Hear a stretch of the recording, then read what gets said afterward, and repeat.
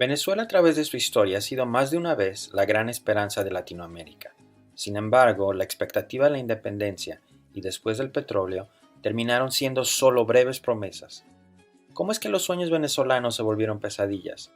Acompáñenme en este breve recorrido a través de la historia y política venezolanas. Cuando la invasión de Napoleón en 1808 sacudió la autoridad de la corona española en América, Francisco de Miranda, un caraqueño rico que había estado intentando independizar a su tierra por décadas, logró que Venezuela se declarara independiente. Sin embargo, esto ocasionó una guerra civil y la república que se formó duró apenas un año.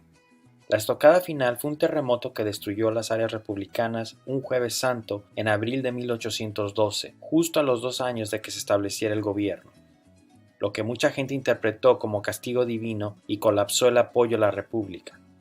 En 1813, Bolívar lo intentó de nuevo, pero la Segunda República también fracasó. No fue sino hasta 1817, cuando Bolívar se estableció en los llanos alrededor de Angostura, hoy Ciudad Bolívar, que la independencia se consolidó, especialmente una vez que el general liberó Nueva Granada y luego regresó para expulsar a los españoles con la decisiva batalla de Carabobo en 1821. Este éxito y la visión de Bolívar llevó a la creación de una confederación conocida como la Gran Colombia, que también vino a incluir primero a Colombia y después a Ecuador y Panamá. Desafortunadamente, la confederación pronto se deshizo gracias a que había extremos desacuerdos entre sus líderes. Liberales y conservadores, federalistas y antifederalistas no coincidían sobre quién y qué debería tener el poder, o cómo debería estar dividido el país. Esto significó que incluso después de separarse de la Gran Colombia, durante la mayor parte del siglo XIX, Venezuela tuvo un estado débil que era incapaz de proporcionar bienes públicos, incluso cuando la paz lo permitía, además de una inestabilidad constante, que tenían frecuentes golpes de Estado y rebeliones locales. Y claro, guerras civiles, la más importante de las cuales fue la Guerra Federal de 1859 a 1863, en la que cientos de miles murieron. Parte del problema era geográfico. La pobre calidad de los caminos, la cordillera de los Andes y el difícil terreno montañoso dificultaban que cualquier persona a cargo del gobierno tuviera el monopolio total del poder, de modo que dominaban los caudillos. En el siglo XIX, los 3 caudillos más importantes fueron José Antonio Páez, Antonio Guzmán Blanco y Cipriano Castro. Páez peleó con Bolívar contra los españoles y dominó las primeras 2 décadas después de la separación de Gran Colombia. Guzmán Blanco, un liberal y general durante la Guerra Federal, tuvo el poder hasta la mitad de los años de 1880, mientras que Cipriano Castro fue el primer hombre de los Andes que gobernó Venezuela hasta su derrocamiento por Juan Vicente Gómez en 1908. Es justo con este último que la vida en Venezuela empieza a cambiar.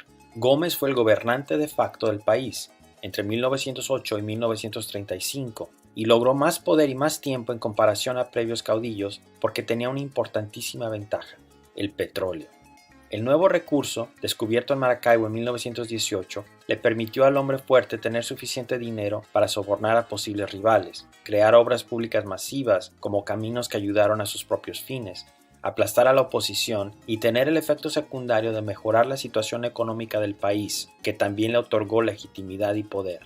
Gómez murió en su cama, pero el autoritarismo continuó. Sin embargo, sus sucesores abrieron un poco el espacio político y legalizaron varios partidos, uno de los cuales, Acción Democrática o AD, liderada por Rómulo Betancourt, se convirtió en un importante contrapeso. El desacuerdo sobre quién continuaría al frente de Venezuela allanó el camino para un golpe de Estado en 1945, que fue llevado a cabo por una alianza incómoda entre AD y algunas facciones militares lideradas por Pérez Jiménez. Esto resultó en un nuevo gobierno, radical en su intención y ejecución, ya que Betancourt trató de destruir cualquier remanente del gomecismo. Conocido por los venezolanos como el Trienio Adeco, fue un gobierno ambicioso que permitió el voto adulto universal por primera vez, reforzó los sindicatos, aprobó una reforma agraria, aumentó los impuestos a las empresas petroleras en beneficio del país y trató de utilizar la bonanza petrolera en general.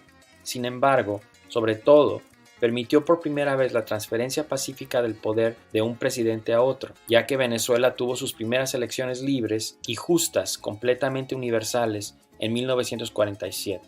De esa manera, Rómulo Gallegos reemplazó a Betancourt sin incidentes. Eso fue demasiado para los antiguos aliados militares de AD y algunos partidos políticos de oposición que vinieron a asestar un golpe de Estado en noviembre de 1948, de modo que solo unos meses después de comenzar su presidencia, Gallego se vio obligado a exiliarse. La junta militar prometió nuevas elecciones, pero en realidad se volvió cada vez más autoritaria, y a partir de 1952 se convirtió en la dictadura de Pérez Jiménez. Incondicionalmente anticomunista, pintó toda la oposición como tal y procedió a encarcelar, torturar o matar a cualquiera que se atreviera a criticar a su gobierno, comunista o no. Luego utilizó los ingresos del petróleo para crear programas de infraestructura masivos, un enfoque similar al de Gómez, pero en una escala mucho mayor. Su idea era modernizar Venezuela lo más rápido posible. El país se benefició de esto, pero la brutalidad del régimen, la falta de democracia y la enorme desigualdad que persistía a pesar del gasto de gobierno hicieron que su gobierno fuera muy poco popular. Una huelga masiva fue el principio del fin y se vio obligado a abandonar el país en 1958.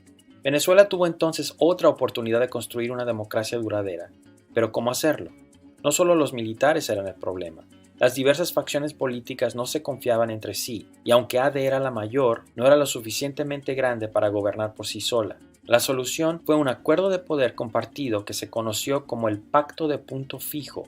En él, las principales fuerzas políticas del país, AD, COPEI o Partido Social Cristiano, y URD o Unión República Democrática, coincidieron en reconocer los resultados electorales, evitar la creación de la hegemonía unipartidista, compartir el poder y, lo más importante, compartir la riqueza petrolera.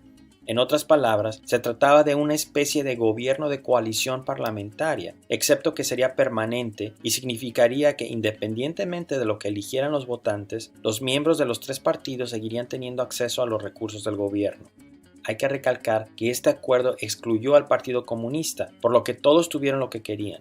Los tres partidos principales una garantía de viabilidad incluso si perdían, y los militares solucionan lo que temían, que ningún partido tuviera demasiado poder y que los comunistas quedarían completamente excluidos de obtener el poder en las elecciones. Esto puede sonar como una pésima idea, y lo fue, a largo plazo, pero en ese momento tuvo el defecto deseado. Eventualmente creó un país estable y pacífico, aunque igual tomó tiempo. Durante la primera presidencia bajo el acuerdo, la de una repetición de Rómulo Betancourt, hubo múltiples insurgencias, intentos de asesinato y golpes fallidos. El problema era que el acuerdo de la élite, por definición, excluía al público en general, y a medida que pasaba el tiempo, el gobierno se volvió cada vez menos sensible a la opinión pública, a pesar de las elecciones regulares y la libertad de prensa. Pero eso todavía estaba en el futuro. Antes de que las cosas se pusieran realmente feas, Venezuela vivió sus años dorados. Dependiendo de cómo se mida, los años dorados fueron aproximadamente desde finales de la década de 1950, cuando la economía comenzó un nivel sostenido de crecimiento, o principios de la de 1970, después de la creación de la OPEP y el dramático aumento de los precios del petróleo, hasta la década de 1980, cuando los precios del petróleo se desplomaron. En ese momento, Venezuela era la envidia de América Latina, ya que tenía el PIB per cápita más alto de la región, los salarios más altos y un destino de migración para muchos inmigrantes, incluidos los europeos, que veían a Venezuela como el lugar para mejorar sus vidas. Finalmente, el petróleo parecía esparcirse en beneficio de la población. La dependencia del petróleo, sin embargo, significó que cuando los precios del petróleo se derrumbaron, se llevarían consigo a la economía venezolana. Cuando se enfrentan a una caída repentina de ingresos, los gobiernos tienen tres opciones realistas para mantener la estabilidad macroeconómica. La primera opción es aumentar los impuestos. El segundo es la austeridad, es decir, recortes drásticos al gasto público. Y la tercera opción es pedir prestado. Básicamente, una opción para esparcir el dolor hacia el futuro. El problema fue que a finales de la década de 1980, el país estaba en un doble aprieto. Venezuela ya había estado pidiendo prestado a una tasa imprudente, principalmente porque pensaba que los buenos tiempos continuarían, de modo que pensaron, ¿por qué no tener algo del dinero que recibirían mañana hoy? Sin embargo, resultó ser que usar los precios futuros del petróleo como garantía es una idea terrible que se derrumbó mucho más rápido de lo que pensaban. Por lo tanto, las únicas opciones realistas que tenía el gobierno eran dos: la austeridad o un aumento de impuestos. Sobre todo porque en la medida en que pudieran pedir dinero prestado sería del FMI, cuyas políticas neoliberales exigían austeridad. Sin buenas opciones, el gobierno venezolano hizo lo que siempre había hecho en el pasado: conseguir que los pobres pagaran la cuenta, excepto que esta vez dolería más que antes, ya que durante los años dorados, el gobierno había optado por grandes subsidios para el transporte, los precios del petróleo, los precios de los alimentos, etc. Y a finales de los 80 la gente no solo estaba acostumbrada a ellos, sino que los necesitaba más que nunca debido a que la economía se había desacelerado. El resultado de la austeridad fue el Caracazo, cuando en febrero de 1989 el gobierno reprimió una ola de protestas, manifestaciones y disturbios sociales que resultó en la muerte de alrededor de 300 personas. El gobierno se tambaleó y algunas de las reformas se diluyeron, pero las protestas y la tensión continuaron. Hugo Chávez salió al rescate, o al menos así lo imaginó. Su método fue una táctica común en la política venezolana: un golpe militar. Bueno, dos. El primero se dio a cabo en febrero de 1992, pero fue un total fracaso.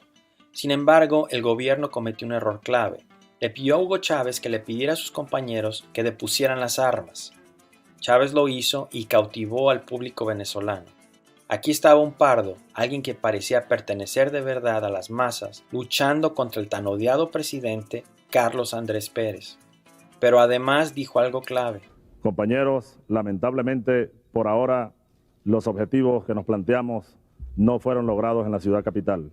Es decir, nosotros acá en Caracas no logramos controlar el poder. En otras palabras, no estaba dispuesto a darse por vencido solo porque había fallado, y no lo hizo.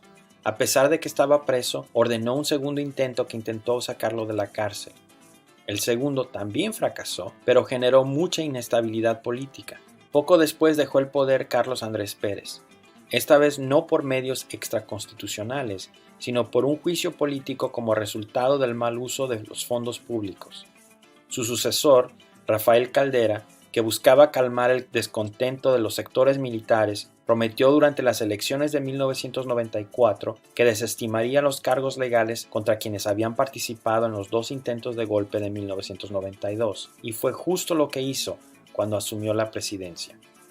Posteriormente, Hugo Chávez diría que tuvieron la osadía de fundar un movimiento dentro de las filas del Ejército Nacional de Venezuela porque estaban hastiados de tanta corrupción.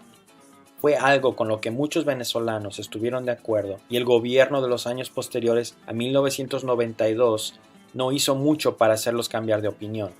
En esos años hubo una crisis bancaria que comenzó cuando se derrumbó el segundo banco más grande del país, Banco Latino, y que luego se transformó en una crisis financiera que acabó con decenas de miles de pequeñas empresas. La inflación se aceleró y el gobierno pronto amplió algunas de las políticas que habían provocado el Caracazo. Chávez, ahora libre, culpó de todo esto a lo que llamó la partidocracia. Tenemos mucho petróleo, dijo, y si la gente está sufriendo es por sistema político corrupto que solo piensa en sí mismo.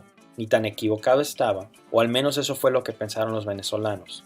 En 1998, cuando tuvieron la oportunidad de deshacerse de los viejos partidos, lo hicieron. Hugo Chávez ganó las elecciones por 16 puntos. Su gobierno trajo un aparente alivio económico. La inflación se redujo, el PIB comenzó a crecer nuevamente, y Chávez no usó la retórica anticapitalista que usaría en años posteriores. De hecho, hasta tomó la iniciativa de ir a la Bolsa de Valores de Nueva York para alentar a la gente a invertir en Venezuela. Lo que sí hizo, que comenzó a alarmar a algunos sectores de Venezuela, fue el desmantelamiento sistemático de la estructura institucional del régimen anterior. La forma más obvia en que lo hizo fue utilizando su poder y popularidad para pedir una nueva constitución que fue rápidamente ratificada y abrumadoramente apoyada por el público. Eso es fácil de entender. La personalidad política de Chávez estaba basada en el rechazo al sistema anterior. Por lo tanto, el público no vio mucho peligro en su llamado a nuevos poderes, y en la nueva constitución los consiguió. Se ampliaron los mandatos presidenciales, se permitió la reelección, se otorgó el poder de decreto ejecutivo, se rehizo el poder judicial, el presidente obtuvo el poder de disolver el Congreso. El hecho de que la élite y los trabajadores del gobierno eran los que se oponían al proyecto solo convenció aún más al público que Chávez estaba realmente luchando por los pobres. Eso pareció volverse más claro después del 2002, cuando un golpe respaldado por Estados Unidos casi logró derrocarlo. Una vez que Chávez recuperó el control, persiguió a todos los que habían mostrado algún apoyo al golpe, a veces ilegalmente. Para sus seguidores, eso fue la confirmación de que él era un verdadero guerrero que nunca dejaría que la vieja corrupción regresara. Para el resto, fue una prueba más de que Chávez estaba en camino de convertirse en un dictador, si es que no lo era ya. Venezuela se polarizó más y más. De repente, todos los aspectos políticos del país giraban en torno a la figura de Chávez, quien a su vez aseguraba estar haciendo todo como discípulo de Simón Bolívar. Pero entonces, ¿qué tipo de récord tuvo? Bueno, sí redujo drásticamente la pobreza extrema. Creció el Producto Interno Bruto. La tasa de desempleo se redujo a más de la mitad después de 2003. Para las masas ciertamente parecía que Chávez estaba cumpliendo sus promesas. El hecho de que algunos venezolanos más ricos se fueran del país se los confirmó. El problema era que gran parte de ello no fue impulsado por las astutas políticas económicas de Chávez, sino por el viejo amigo de Venezuela, el aumento de los precios del petróleo. A medida que subían más y más, las decisiones más difíciles del gobierno eran qué hacer con tanto dinero inesperado. Sin embargo, la suerte del régimen no pudo durar mucho y la economía comenzó a flaquear en los últimos días de Chávez. En 2009, los precios del petróleo cayeron, pero se recuperaron rápidamente. La contracción del PIB de ese año fue solo un anticipo de lo mucho peor que se avecinaba. Pero antes de que eso sucediera, Hugo Chávez contrajo cáncer. Antes de morir, se aseguró de elegir a un sucesor que continuaría con su proyecto, Nicolás Maduro. Maduro fue elegido exclusivamente por su absoluta lealtad a Chávez. No tenía el carisma del comandante y pronto tampoco tendría su arma más potente, los altos precios del petróleo. 2 años después de comenzar su presidencia, el costo de un barril de crudo se había reducido a la mitad. Peor aún, el legado de Chávez en PDVSA, la compañía petrolera nacional, había sido ponerla completamente bajo el control del gobierno, reemplazando a todo aquel que no fuera pro Chávez. Eso trajo lealtad al chavismo, pero también una pérdida de experiencia. A medida que la inversión extranjera también se agotó, Venezuela tuvo lo peor de ambos mundos. Producía menos petróleo por menos dinero. Naturalmente, los ingresos del gobierno colapsaron. Así, después de 30 años, Venezuela regresó a los años previos al Caracazo, excepto con una economía aún más dependiente del petróleo. Ante casi exactamente las mismas terribles opciones que había tenido Carlos Andrés Pérez, esta vez Maduro no optó por ninguna de ellas, sino por una mucho peor: imprimir dinero. Normalmente los gobiernos intentan evitar esa opción porque pueden crear hiperinflación, pero Maduro apostó por ello porque pensó que la inflación sería temporal, los precios del petróleo se recuperarían y con ello la economía.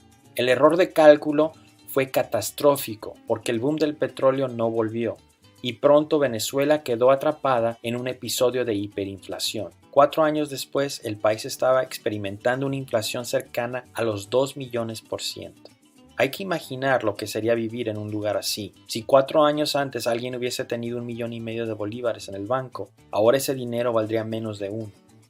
Eso significa que cualquier persona con un salario fijo pronto estaría ganando un salario de miseria. Los jubilados, los que ganasen salario mínimo, cualquier tipo de empleado del gobierno. También significaría que cualquiera que tuviera acceso a dólares podría aprovechar la situación para enriquecerse. También significaría que cualquiera que tuviera acceso a dólares podría aprovechar la situación para enriquecerse. Las distorsiones económicas fueron profundas. Esto más que nada es lo que ha provocado el colapso venezolano. En 4 años el país había perdido más de la mitad de su PIB. Millones de venezolanos se fueron, desesperados por dejar atrás la catástrofe.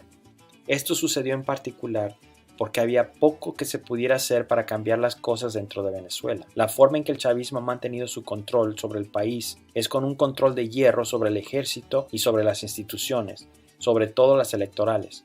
De modo que cuando ha habido movilización masiva en contra del régimen, como sucedió en abril y mayo de 2014, fue brutalmente reprimida y hubo pocas consecuencias. Y cuando hubo elecciones en 2015, donde la oposición consiguió una cómoda mayoría de 2/3 en la Asamblea Nacional, la Corte Suprema, controlada por el gobierno chavista, en 2017 simplemente la disolvió. Y finalmente, cuando la oposición propuso un referéndum para destituir a Maduro en 2016, que fue respaldado por 7.5 millones de votantes, 1.2 millones más que la cantidad de votos que supuestamente recibió Maduro en las fraudulentas elecciones de 2018, el referéndum fue bloqueado por la autoridad electoral y las manifestaciones masivas a su favor también brutalmente reprimidas, dejando más de 150 personas muertas. La oposición trató de mantener la presión en contra de Maduro, y cuando su primer periodo terminó en 2019, la Asamblea Nacional, que ya no tenía poder, pero aún se consideraba legítima, declaró que dado el fraude, había una vacante en la presidencia y por lo tanto nombró a Juan Guaidó como el nuevo presidente. Este fue reconocido por muchos gobiernos alrededor del mundo, incluyendo Estados Unidos. Sin embargo, a pesar de más sanciones y presión internacional, Maduro siguió en el poder. La miseria ha continuado y solo ha empeorado con la pandemia. La política venezolana actual podría resumirse entonces en cómo tratar de encontrar una manera de devolver la estabilidad económica al país. Para la oposición esto significa la transición a un país con más contrapesos y uno donde Maduro no gobierna. Para Maduro, eso significa permanecer en el poder, pero sin sanciones estadounidenses y con capitalización externa. Mientras tanto, la inflación ha retrocedido desde su punto máximo, pero los venezolanos continúan saliendo por miles todos los días. A partir de ahora, parece que en el futuro inmediato el chavismo está aquí para quedarse, pero también el desastre económico que ha afectado al país.